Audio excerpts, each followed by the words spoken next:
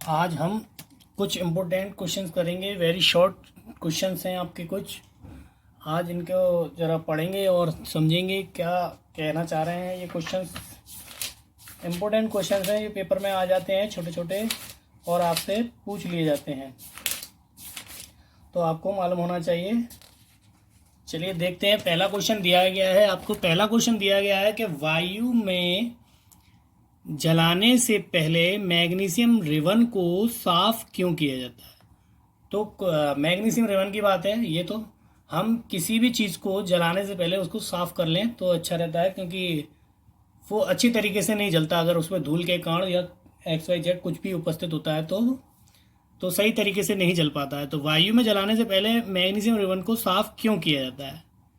तो वायु में जलाने से पहले मैंने आपको एक रिएक्शन अभिक्रिया जो कराई थी कि वायु में जलाने से पहले किसको, मैग्नीशियम रिबन को। तो मैग्नीशियम Mg होता है, मैंने बताया था। वायु जो होती है वो O2 होता है। तो मैंने आपको ये रिएक्शन, मैंने आपको ये समीकरण कराए थे कि वायु में जलाने से पहले वायु में जलाने से पहले मैग्नीशियम रिबन को साफ क्यों किया जाता है। तो वायु में जलाने से पहले मैग्नीशियम रिबन को इसलिए साफ किया जाता है। देखो मैग्नीशियम क्या बना, ऑक्साइड बना। क्या बना ये, मैग्नीशियम ऑक्साइड। मैग्नीशियम ऑक्साइड ये क्या है, वायु है। ये क्या है, वायु है। और ये क्या है आपका, मैग्नीशियम है।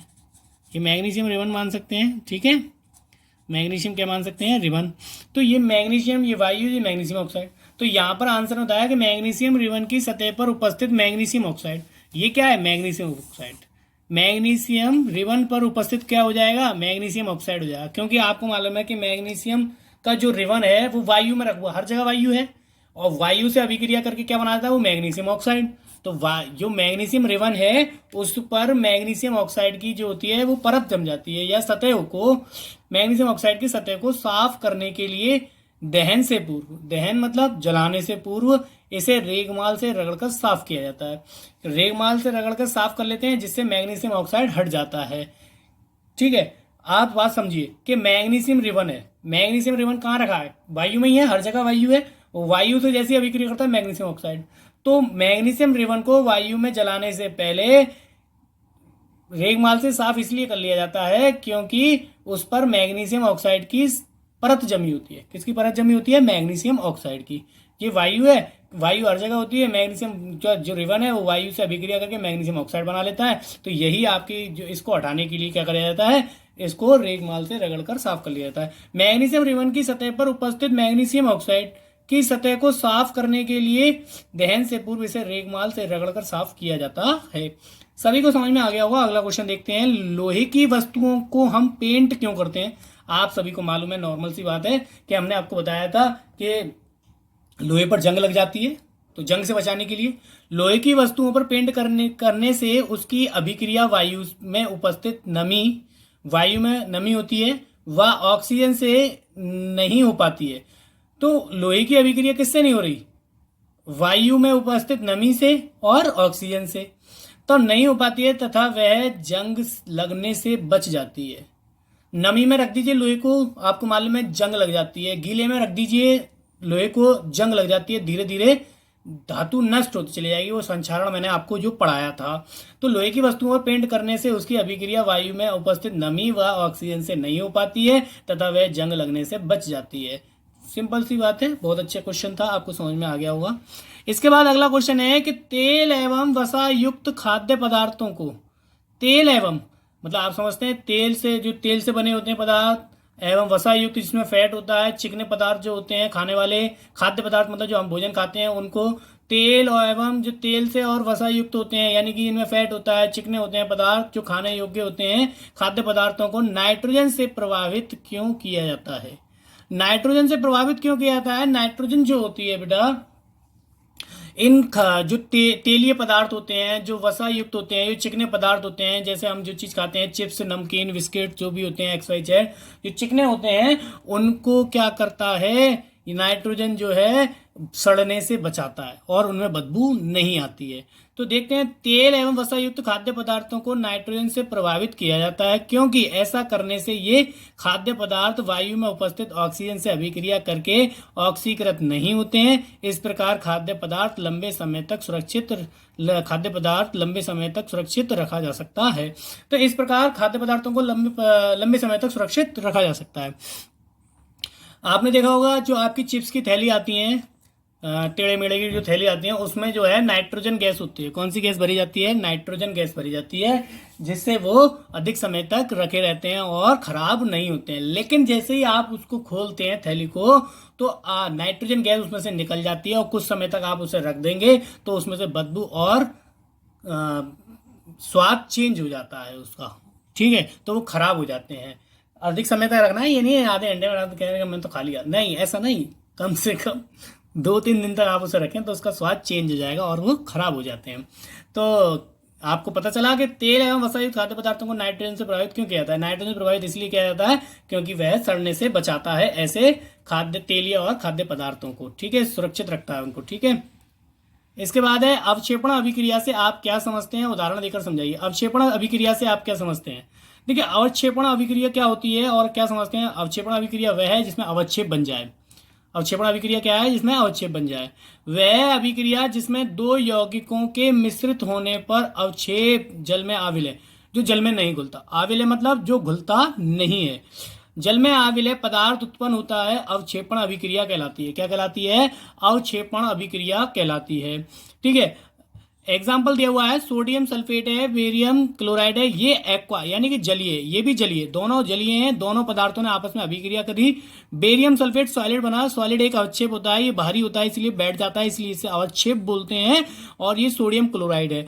तो अवक्षेप बनने की प्रक्रिया ही आपकी क्या कहलाती है? अवक्षेपण अभिक्रिया कहलाती है। क्या कहलाती है? अवक्षेपण। वह अभिक्रिया जिसमें दो यौगिकों के मिश्रित होने पर, ये दो यौगिक थे, एक सोडियम सल्फेट एक बेरियम क्लोराइड, दोनों क्या हुआ? मिश्रित होने पर, दोनों मिश्रित हुए होने पर अवक्षेप उत्पन्न होता है। ये अवक्षेप है, ये उत्पन्न हुआ है।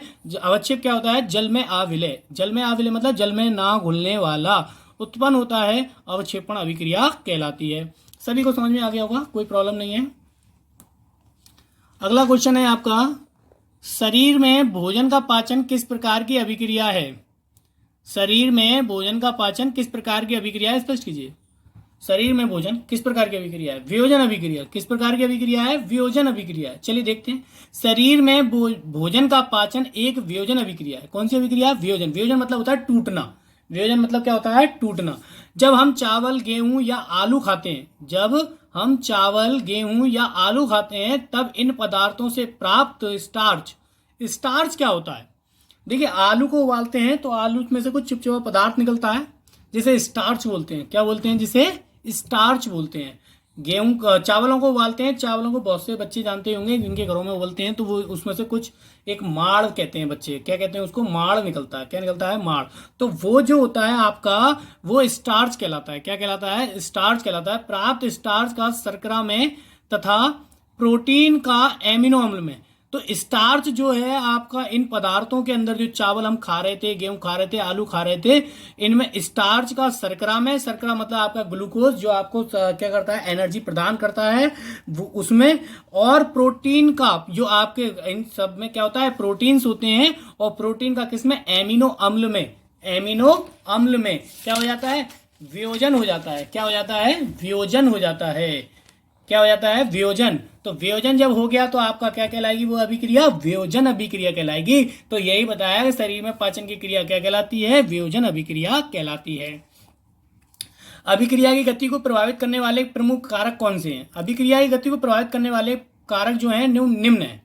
ताप है, दाब है, सांद्रण है। ताप, अगर ताप बढ़ाते हैं तो अभिक्रिया की गति अपने आप ही बढ़ जाती है। जैसे हम पानी गर्म करते हैं, अगर हम ज्यादा हीट देते, ताप दें, ज्यादा हीट देते हैं तो पानी जल्दी गर्म होता है ना, तो अभिक्रिया बढ़ गई, पानी गर्म जल्दी होकर आ गया हमारे पास, तो वो अभिक्रिया बढ़ गई।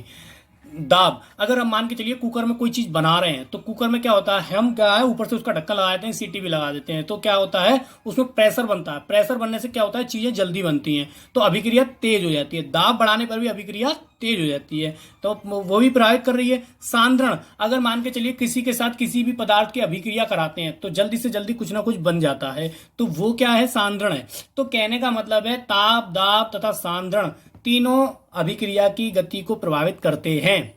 इसके बाद है आलू चिप्स की थैली में कौन सी गैस भरी जाती है, अभी बताया था मैंने आपको लास्ट पीछे क्वेश्चन के अंदर, नाइट्रोजन। कौन सी भरी जाती है, नाइट्रोजन N2। ठीक है, इसके बाद अगला हमारा क्वेश्चन है ऊष्मीय वियोजन और आयनिक वियोजन में अंतर लिखिए। ऊष्मीय वियोजन और आयनिक वियोजन में अंतर। ऊष्मीय वियोजन और आयनिक वियोजन में अंतर। ऊष्मीय वियोजन और आयनिक वियोजन। ऊष्मीय वियोजन में क्या है, मैंने आपको बताया, ऊष्मीय वियोजन मैंने आपको अभिक्रिया पढ़ाई थी कि ऊष्मीय वियोजन ऊष्मा के द्वारा होता है। किसके द्वारा होता है, ऊष्मा के द्वारा। आयनिक वियोजन विलयन बनाने पर होता है। अगर हम विलयन किसी का विलयन बनाएं तो आयनिक वियोजन होगा। क्या होगा, आयनिक वियोजन होगा, वो आयनों में टूट जाएगा। अगर मैं कहूं सोडियम क्लोराइड का विलयन बनाना है तो मुझे आयनिक वियोजन करना पड़ेगा। क्या होगा, NaCl, तो आपका ये आयनों में टूटेगा। पहले किस में टूटेगा, NaCl नेगेटिव। तो मैं आयनिक वियोजन जो होता है वो आयनों के बता के, आयनिक वियोजन विलयन बनाने पर होता है। अगर मैं विलयन बनाऊं, किसका विलयन बनाऊं, ये सोडियम आपका क्या है, ठोस है, ये ठोस है। अगर मैं इसका विलयन बनाता हूं तो आपका आयनन पहले होगा। क्या होगा, विलयन बनते ही क्या होगा, आयनन हो जाएगा। विलयन बनाने में आयनन होता है, विलयन बनाने में क्या होता है, आयनन होता है। विलयन बनाने में क्या होगा, आयनन होगा। जैसे ही हम विलयन बनाएंगे आयनन होता है। आयनिक वियोजन कब होता है, विलयन बनाने पर, सॉल्यूशन बनाने पर। ठीक है, दूसरा पॉइंट है ऊष्मीय वियोजन में उत्पाद उदासीन अणु होता है। उत्पाद कैसे होते हैं, उदासीन अणु। चलिए इसके अंदर एग्जाम्पल जो दिया हुआ है उसी के तौर पर समझ लेते हैं। ठीक है, इसने बताया ऊष्मीय वियोजन में उत्पाद उदासीन अणु होता है। एरो के बाद जो होते हैं वो उत्पाद होते हैं। एरो के बाद जो होते हैं वो क्या होते हैं, ये उत्पाद है। ये क्या है, ये उत्पाद है। तो ये उत्पाद उदासीन अणु होते हैं। कैसे होते हैं, उदासीन, इन पर कोई आवेश नहीं है, या तो पॉजिटिव नेगेटिव इन पर लग रहा है कोई नहीं।